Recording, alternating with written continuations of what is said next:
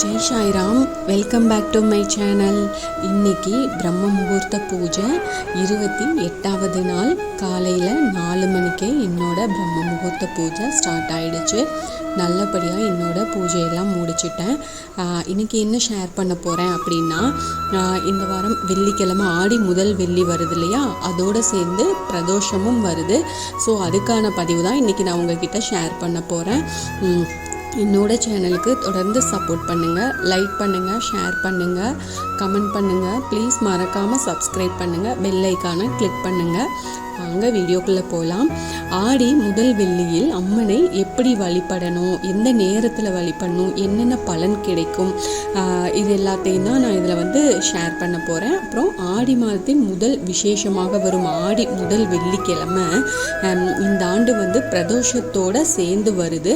அதனால இது ரொம்ப விசேஷமான நாள். இதை நம்ம தவற விடாமல் நல்லபடியாக பயன்படுத்திக்கலாம்.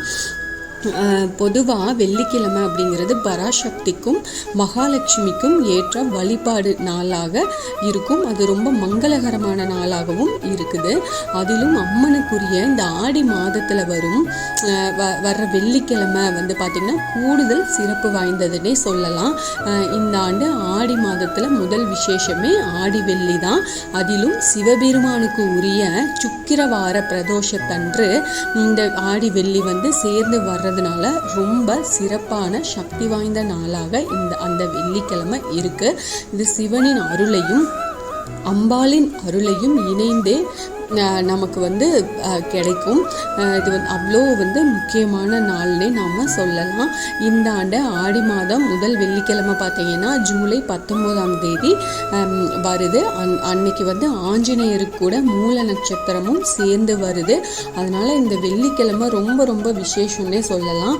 அப்போது வழிபாடு செய்கிறது எப்படி அப்படின்னா, பொதுவாக ஆடி முதல் வெள்ளிக்கிழமையில் அம்மனை வழிபடும் போது 2 விதமாக நாம் வழிபடுவோம்.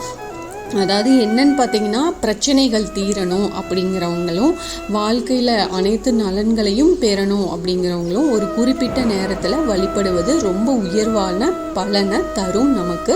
அதாவது கடன் பிரச்சனை, தீராத நோய், வழக்கு, இது தொடர்பான பிரச்சனைகள், அதுக்கப்புறம் பார்த்திங்கன்னா கணவரால் குடும்பத்தில் பிரச்சனை, இப்படியெல்லாம் இருக்கிறவங்க அக்கம் பக்கத்தில் இருக்கிறவங்கனால பிரச்சனை, இப்படி எந்த பிரச்சனையாக இருந்தாலும் இந்த பிரச்சனையெல்லாம் தீரணும் அப்படின்னு நினச்சிங்கன்னா, வெள்ளிக்கிழமை ஆடி வெள்ளிக்கிழமையில் வரும் ராகு காலத்தில் விளக்கேற்றி நாம் வழிபாடு செய்யலாம். அதுக்கப்புறம் பார்த்திங்கன்னா வரவு வர்றதில்லை, செல்வம் தங்குறதில்லை, மகிழ்ச்சியாக நிம்மதியான வாழ்க்கை அமையணும் அப்படின்னு நினச்சிங்கன்னா, வீட்டில் மகாலட்சுமி கடாட்சம் நிறைஞ்சிருக்கணும் அப்படிங்கிறவங்க இந்த ஆடி வெள்ளிக்கிழமையில் வரும் சுக்கிர ஹோரையை பயன்படுத்தி நீங்கள் விளக்கேற்றி வழிபாடு செய்கிறது அப்படிங்கிறது ரொம்ப சிறப்பு வாய்ந்தது. இப்போது ஆடி முதல் வெள்ளிக்கிழமை வழிபாட்டு நேரம் பார்த்தீங்கன்னா, அதாவது வெள்ளிக்கிழமையில் ராகு காலம் நேரம் அப்படிங்கிறது காலையில் 10:30 முதல் பகல் 12 வரை இருக்குது. வெள்ளிக்கிழமை சுக்கிர ஓரை நேரம் அப்படிங்கிறது காலையில் 6 மணி முதல் 7 மணி வரைக்கும், பகலில் 1 மணியிலிருந்து 2 மணி வரைக்கும், இரவு 8 மணியிலிருந்து 9 மணி வரைக்கும் இருக்குது. இந்த ராகு கால வழிபாடு பார்த்திங்கன்னா, பிரச்சனைகள் தீர ராகு காலத்தில் வழிபடுறவங்க ராகு கால நேரத்தில் துர்க்கை அம்மனுக்கு நெய் தீபம் ஏற்றி செவ்வரளி பூக்களால் அர்ச்சனை செஞ்சு வழிபட்டுட்டு வாங்க. கோவிலுக்கு முடிஞ்சால் கோவிலுக்கு போயிட்டு வாங்க. இல்லை வீட்டிலையே உங்ககிட்ட துர்க்கை அம்மன் ஃபோட்டோ இருக்குது, சிலை இருக்குது அப்படின்னா நீங்கள் வீட்டிலையே துர்க்கைக்கு செவ்வரளி பூக்கள் போட்டு இந்த ராகு கால நேரத்தில் ஒரே ஒரு நெய் தீபம் ஏற்றி வச்சு ஆத்மார்த்தமாக உங்களோட பிரார்த்தனையை வச்சு துர்க்கைக்கான மந்திரங்களை படித்து நீங்கள் அர்ச்சனை பண்ணி வழிபட்டீங்க அப்படின்னா கண்டிப்பாக உங்களுக்கு உங்களோட பிரச்சனை தீரும். விளக்கு பூஜை செய்கிறதா இருந்தாலும் விளக்குக்கு குங்குமத்தால் அர்ச்சனை பண்ணி நீங்கள் விளக்கு பூஜையும் அந்தன்னைக்கு செய்யலாம். சுக்கிர ஓர வழிபாடு பார்த்தீங்கன்னா, சுக்கிர ஓரையில் அம்மனை வழிபடுறவங்க மகாலட்சுமிக்கு சுக்கிர ஓர நேரத்தில் பால், கல்கண்டு இல்லைன்னா கல்கண்டு சாதம் இதெல்லாம் படைச்சி தாமரை மலர் இருக்குது இல்லையா, அதில் அர்ச்சனை செஞ்சு நாம் வழிபாடு செய்யலாம். இந்த வழிபாட்டினை கோயிலுக்கு போயோ அல்லது வீட்லேயோ நாம் செய்யலாம். கோவிலுக்கு போனீங்க அப்படின்னா ஒரு நெய் விளக்கு ஏற்றிட்டு மனசார அம்பாளை பிரார்த்தனை செஞ்சுட்டு வாங்க. எந்த வேண்டுதலாக இருந்தாலும் பரவாயில்ல, கண்டிப்பாக உங்களுக்கு நல்லதே நடக்கும். அம்பாளின் அருள் பரிபூரணமாக உங்களுக்கு கிடைக்கும்.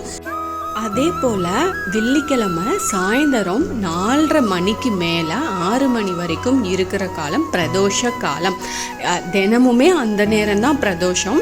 வெள்ளிக்கிழமை பிரதோஷம் வருது இல்லையா, அந்த சுக்கிரவார பிரதோஷம். அப்போது நீங்கள் வீட்டில் சிவலிங்கம் வச்சுருந்தீங்க அப்படின்னா தாராளமாக நீங்கள் அபிஷேகம் செய்யுங்க. இல்லை ஃபோட்டோ தான் இருக்குது அப்படின்னா நீங்கள் ஃபோட்டோ வச்சு அந்த ஃபோட்டோவுக்கு வில்வ இலை சாத்துங்க. கண்டிப்பாக முடிஞ்ச வரைக்கும் நீங்கள் வில்வ இலை சாற்றி வழிபாடு செய்யுங்க. அந்த லிங்கம் வச்சுருக்கிறீங்க இல்லையா, ஒன்று வில்வ இலையால் அர்ச்சனை பண்ணுங்க. அப்படி இல்லைன்னா விபூதி இருக்குது இல்லையா, அதை வச்சு விபூதியை வச்சு நீங்கள் சிவனோட 108 அஷ்டோத்திரம் சொல்லி நீங்கள் அர்ச்சனை செய்யுங்க. இல்லை 108 அஷ்டோத்திரம் தெரியாது அப்படின்னு நினச்சிங்கன்னா பரவாயில்ல, ஓம் நமச்சிவாய அந்த சிவனோட அந்த மந்திரத்தையாவது சொல்லி நீங்க வழிபாடு செய்யுங்க. ஒரே ஒரு நெய் தீபம், அப்படி நெய் தீபம் முடியலை அப்படின்னா ஒரே ஒரு நல்லெண்ணெய் ஊற்றி நல்லெண்ணெய் தீபம் வச்சு நீங்க வழிபாடு செய்யுங்க.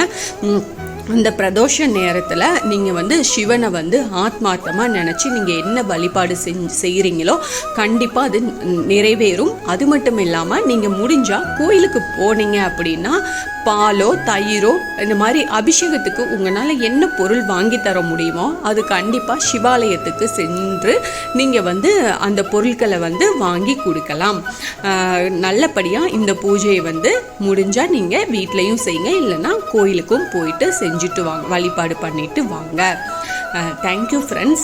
என்னோட சேனலுக்கு தொடர்ந்து சப்போர்ட் பண்ணுங்கள், லைக் பண்ணுங்கள், ஷேர் பண்ணுங்கள், கமெண்ட் பண்ணுங்கள். ப்ளீஸ் மறக்காமல் சப்ஸ்கிரைப் பண்ணுங்கள், பெல் ஐகானை கிளிக் பண்ணுங்கள். மீண்டும் அடுத்த பதிவில் சந்திப்போம்.